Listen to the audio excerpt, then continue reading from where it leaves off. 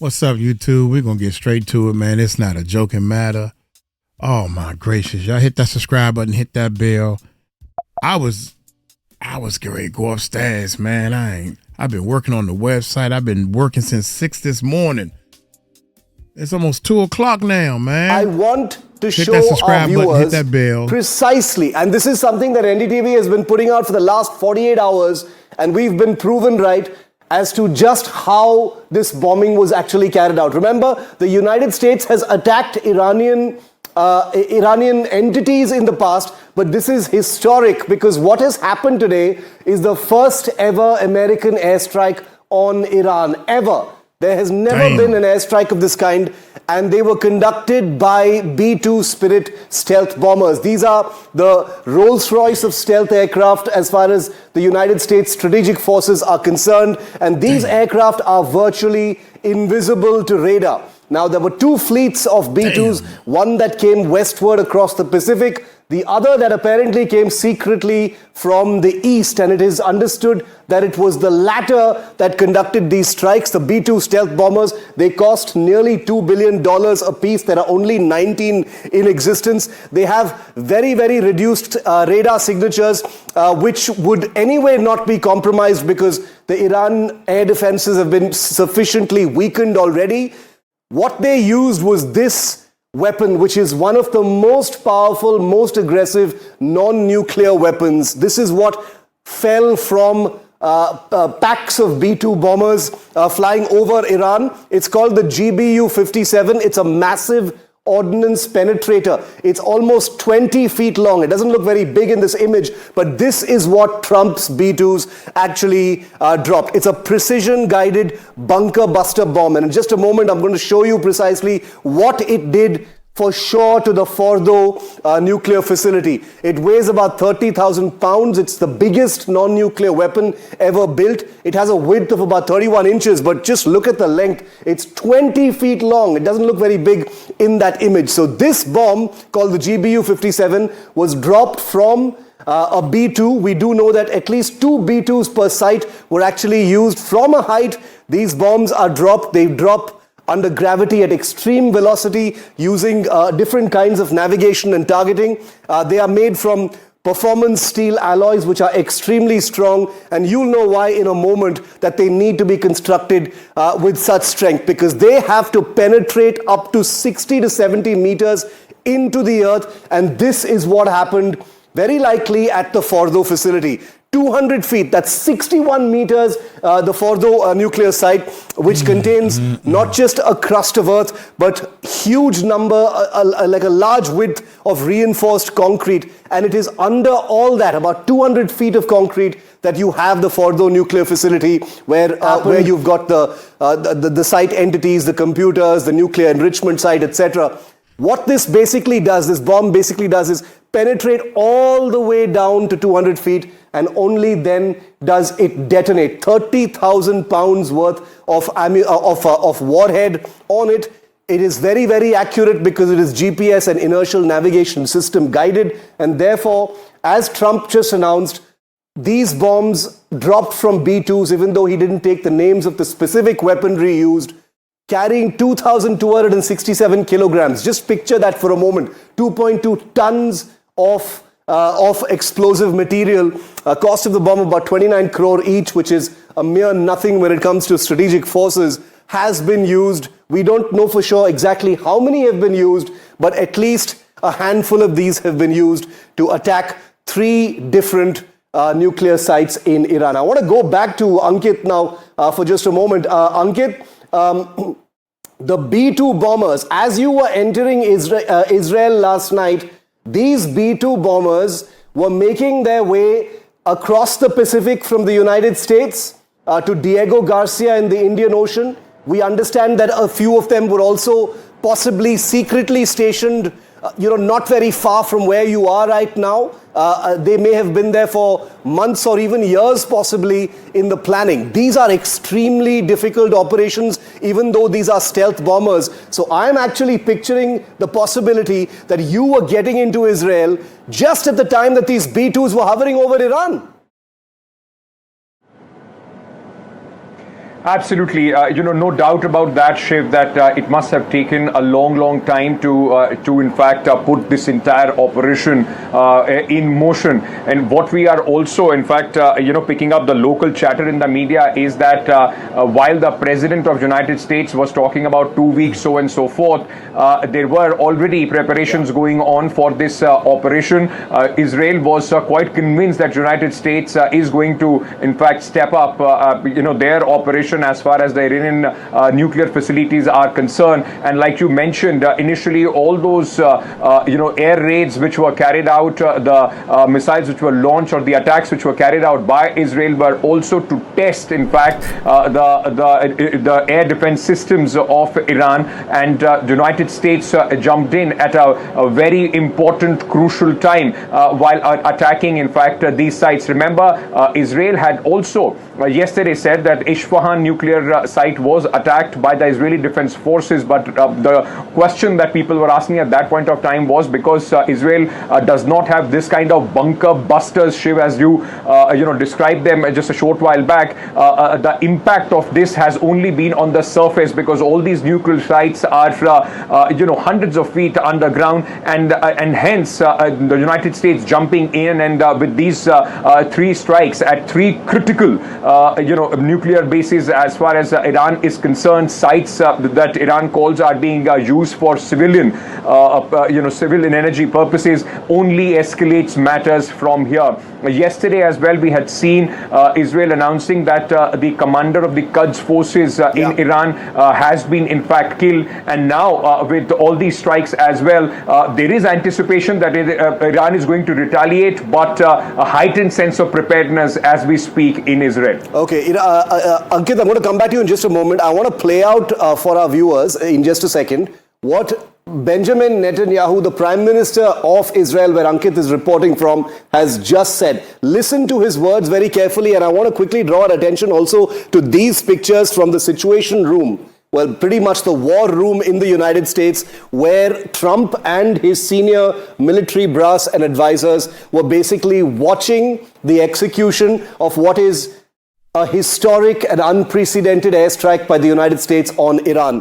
Hopefully we'll get some screens of what they were looking at later in the day. But these are publicly released pictures by the White House of President Trump and his top team watching the bombing of Iran. Now here's Benjamin Netanyahu, the Prime Minister of Israel. Listen to his words very carefully. Congratulations, President Trump.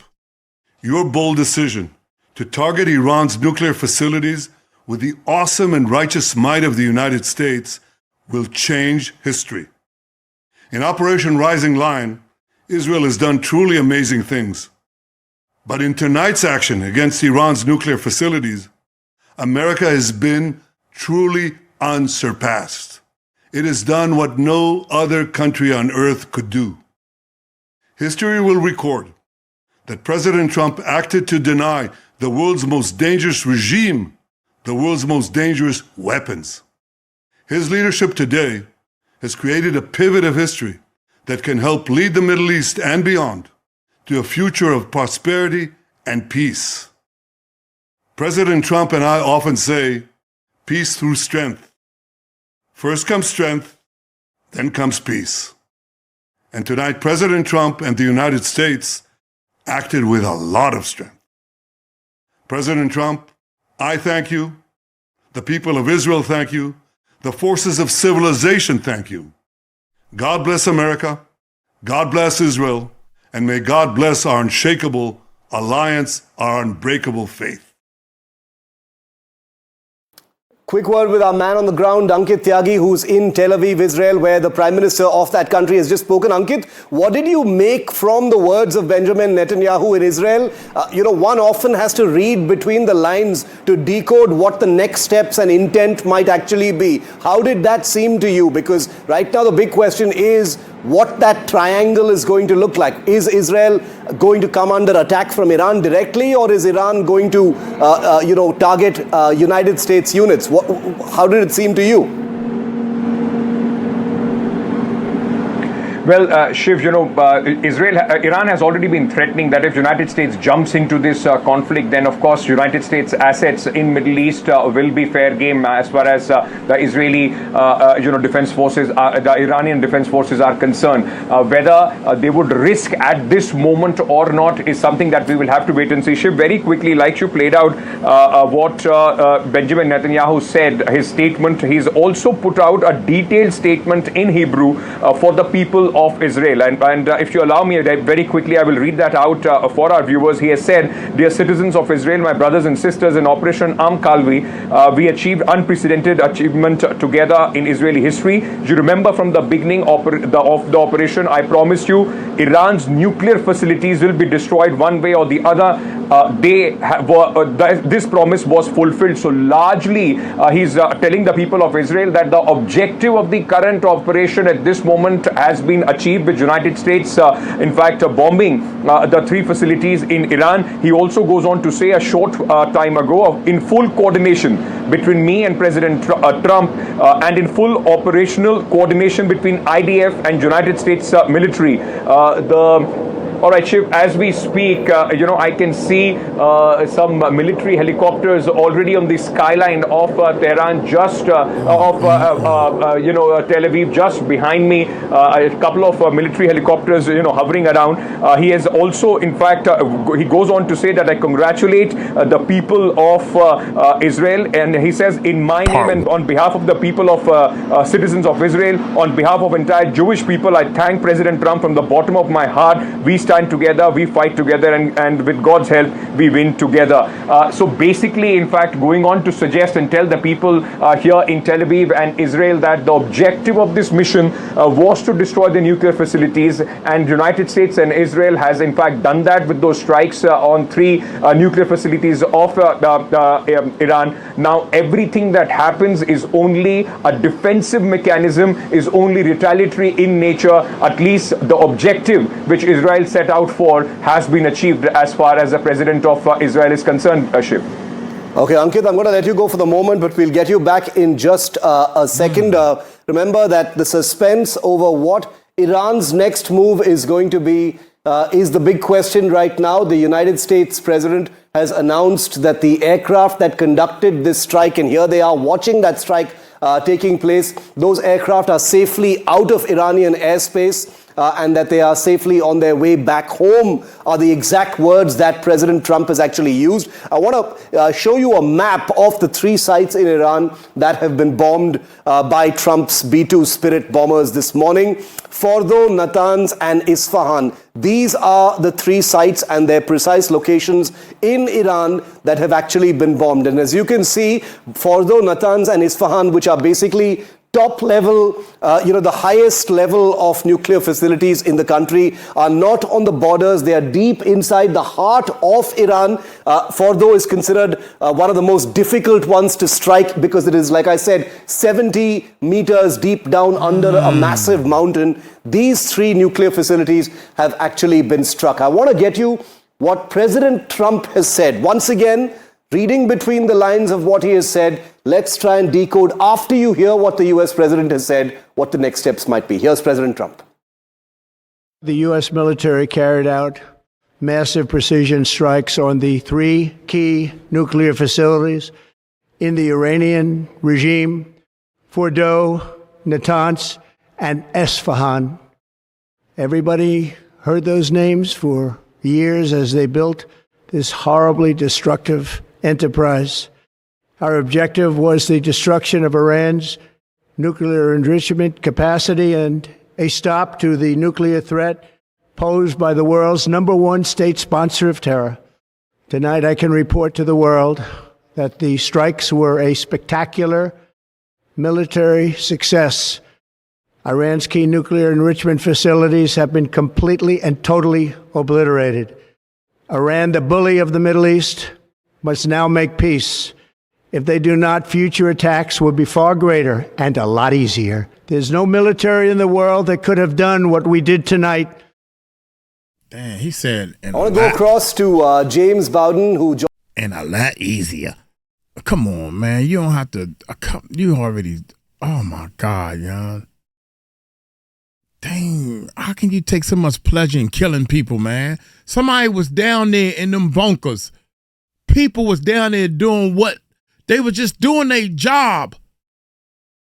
Don't get me wrong, honest. If you think you right, but you wrong because you are hurting people that I went to school, become a scientist, and next thing you know, I got this well-planned job in the government with all these health benefits and stuff, right? And I'm just doing my job. I work at the Navy Yard, and they done did something they ain't had no business doing to somebody else, and now I'm hurt. I just wanted a job, man. I don't know what they talking about or lying about. Y'all get me? Them people doing the same thing, man. Joins our coverage this morning. James, good morning. Thanks. He over here like, it's very easy. Military in the world that could have done what we did tonight. Oh my God, yeah. That's I want crazy. to go across to James Bowden, who joins our coverage this morning. James, good morning. Thanks very much for joining NDTV's rolling reportage from the ground in Iran, Israel, and here in India on this unfolding situation in West Asia, the bombing of at least 3 nuclear sites in Iran. Your first reactions to your understanding of what may have happened. We've just heard Trump speak. The Israeli Prime Minister has also spoken. Your first thoughts, James? Several things come to my mind initially. Number one, just going back to some comments that have been made by some previous guests and you as well, just kind of reinforcing that what has happened is these B-2 bombers, I was actually tracking the arrival of these B-2 bombers that were likely used in this strike. They arrived in the region around the 1st or 2nd of April. And the ones that were reported to have been moved from the West Coast were then taken to Guam. And in consultation with experts and regional studies people for the Southeast Asian region, they believe that those were positioned there to ensure that China could not take advantage of the situation. Second of all, the bombs were dropped, and the reason why you had 2 was that you would have one that is dropped in there in order to create a hole, and then you have the second or even third one to develop the strike further and actually do the penetration. The final thing that I would like to comment on is what Iran is likely to do as a response, as a retaliation. And my chief concern is actually a cyber attack on the United States, likely starting with Israel, but also with the United States. For a long time, we have heard warnings about sleeper cells, Iranian agents, Hezbollah, other groups that may be here based in the United States. But right now, I have been reaching out to relatives and to friends and other connections and urging them to have cash on hand because there may be attempts to shut down the banking system or to reach out to other infrastructure here in the United States through the internet and again through the cyber domain, and thus cause confusion and delay in that realm. Damn. What do you think the immediate fallout is going to be, James? I know these are early hours at this point. There's not much to go on because we've already been talking about what the next moves could be, but it has happened now. So the dynamics slightly change because we have a situation where it is no longer about speculating about a strike. It has literally happened. How are you reading what the situation unfolding could look like? Again, just looking into the future and what might develop, I know that there was a statement released that they would shut down the Strait of Hormuz, and that is definitely a possibility. The U.S. Fifth Fleet, which is based in Bahrain, from what I understand, was actually moved out of the Persian Gulf, and so there will be an opportunity to open it up and attack those Iranian forces. I've also been hearing the speculation that there would be some missiles fired at bases in the region. The United States has bases in Kuwait. They have a base in Qatar and in Bahrain. And those are definitely viable targets that could be hit by Iranian missile barrages. But we also know that the United States has put in the PAC-3 or the Patriot 3 missile system in order to defend against that. Now, this is a much more advanced system than what we saw deployed in the Persian Gulf War in 1990, 1991. And I definitely hope and look forward to seeing a much higher rate of success of interception by this system. James, stay with me. Michael Patrick Mulroy, former United States Deputy Assistant Secretary for Defense for the Middle East, is also with me live at this point of time. Michael, welcome. Thanks for joining our coverage.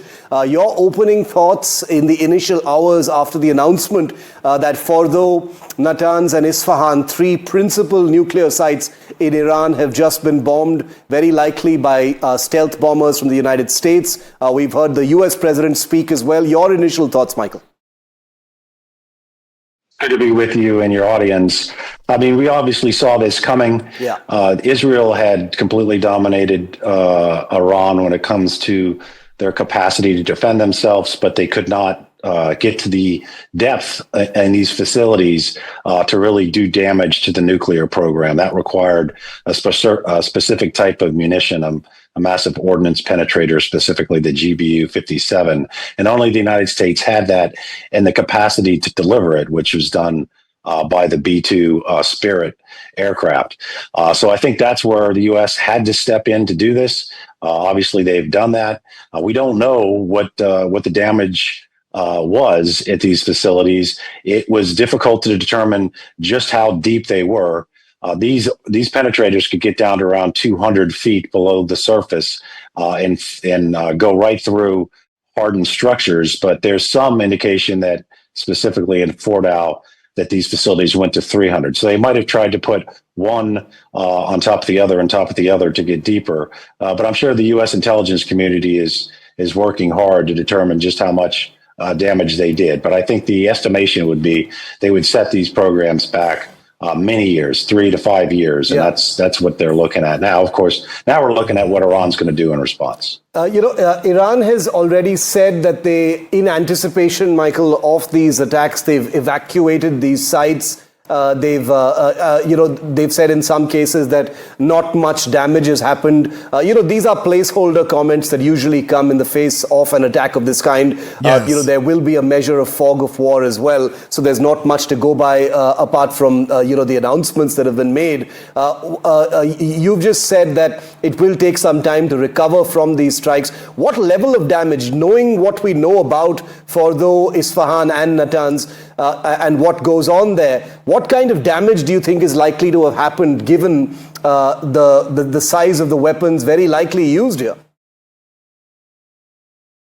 So these weapons are massive. They're about 30,000 pounds, just to give you an example. Like the weapons, the JDAMs that were so concerning in Gaza because of the damage were 2,000 pounds.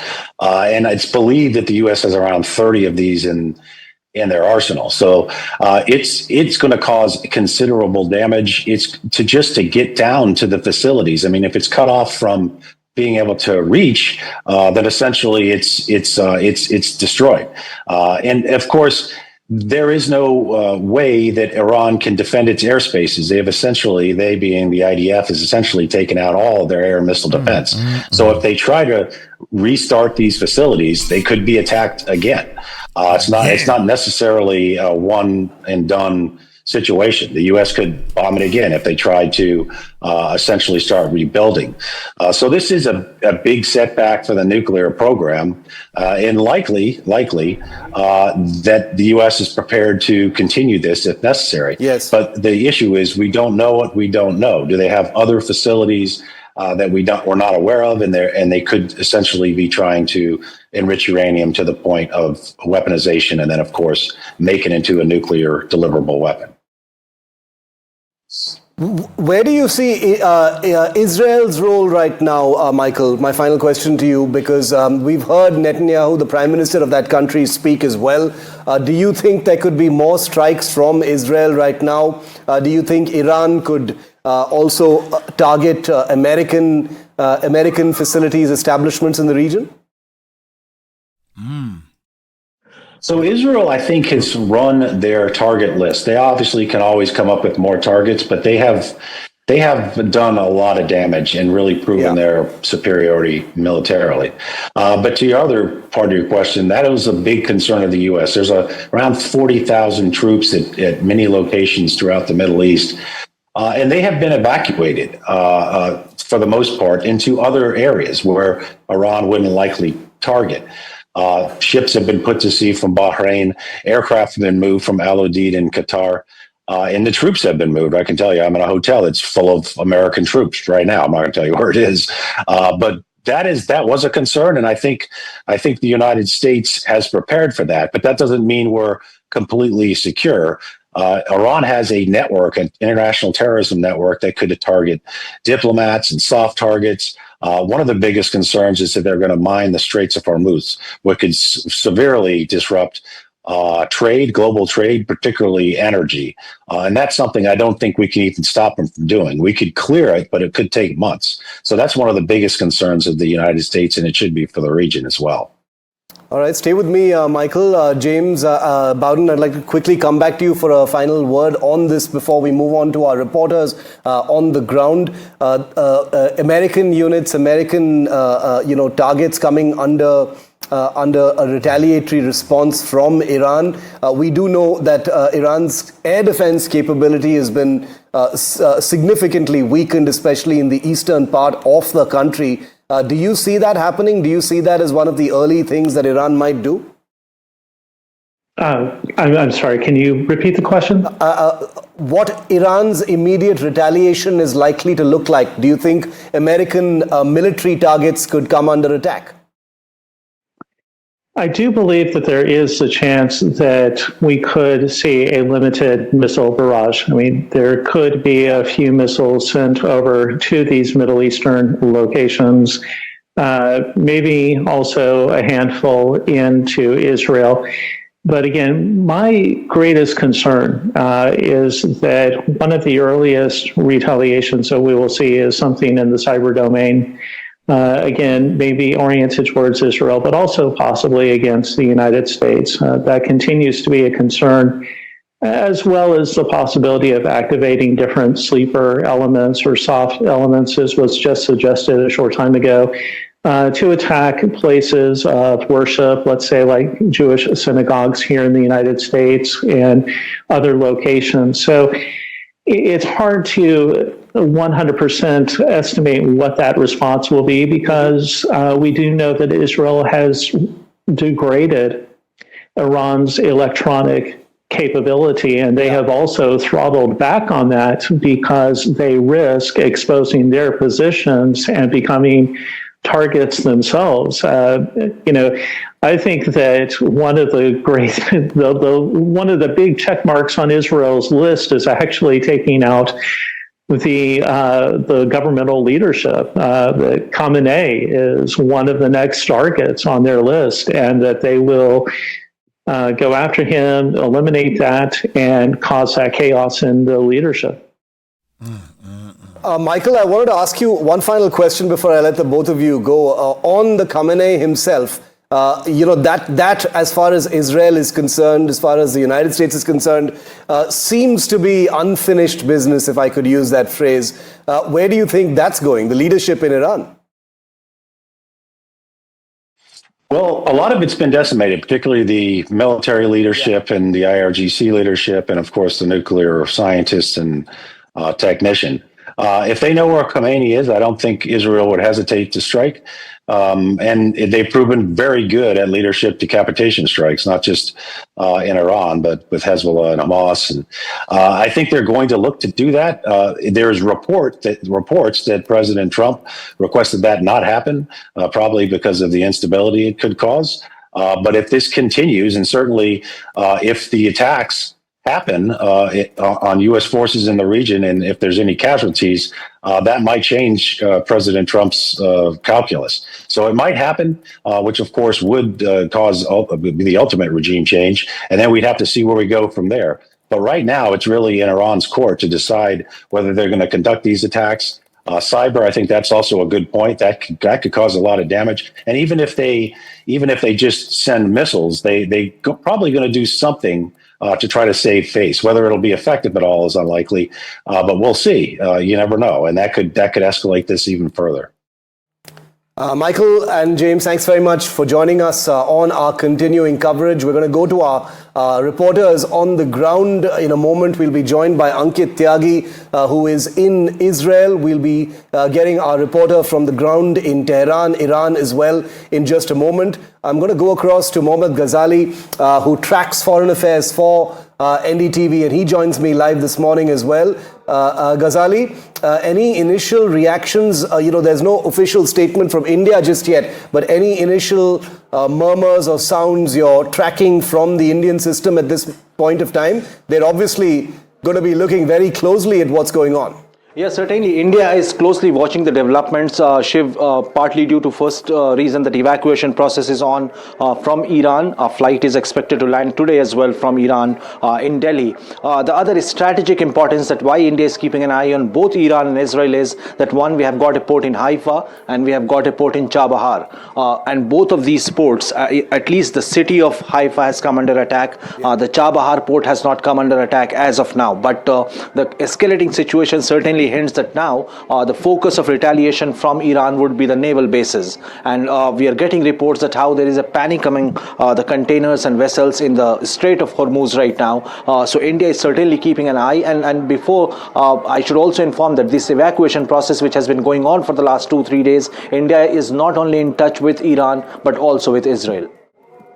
Ghazali, amidst this evacuation from Iran right now, even though the bombings have been taking place in nuclear sites, strategic sites in Iran right now, the concern as far as evacuation is concerned has become much more heightened, obviously. So there will be a sense of urgency within the system to make sure that they are able to get people out even quicker now. Yeah, because there are still thousands of Indians stranded over there, and the bigger challenge is to assemble them at one point. Yeah. The internet is not working. There is restricted access to the internet connection over there, and that is why not just the students, but there were many pilgrims who had gone to Iraq. On their way back, they have come to Iran and they are stuck there. So there are many first-time visitors to Iran. They are in a panic situation right now because the overnight development will certainly create more chaos over there.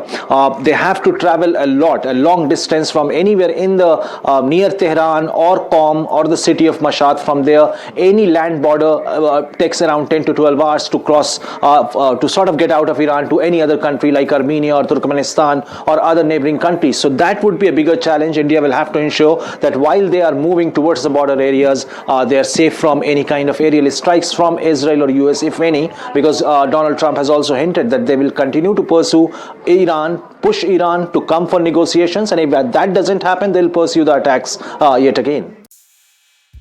Man, this is crazy. Hey, as we speak, I'm researching for you guys, man. More and more information, man. Everybody pray. Everybody, good gracious, man. Here go another one, brand new one, just went up. Oh, my gracious.